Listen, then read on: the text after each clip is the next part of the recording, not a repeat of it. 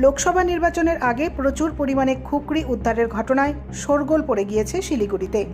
শিলিগুড়ির পানিট্যাঙ্কি মোড়ে পানিট্যাঙ্কি ফাঁড়ির পুলিশ নাকা চেকিং করার সময় শিলিগুড়ি কালিম্পংগামী একটি বেসরকারি বাস থেকে 20টি খুকরি সহ এক ব্যক্তিকে আটক করে।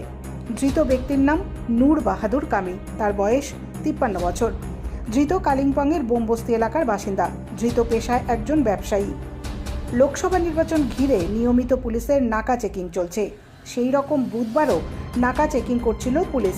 এদিন পানিট্যাঙ্কি মোড়ে শিলিগুড়ি কালিম্পংগামী বেসরকারি বাসে নাকা চেকিং করার সময় এক ব্যক্তির কথাবার্তা শুনে পুলিশের সন্দেহ হয়। সন্দেহবশে ওই ব্যক্তির সঙ্গে থাকা একটি ব্যাগে তল্লাশি চালায় পুলিশ।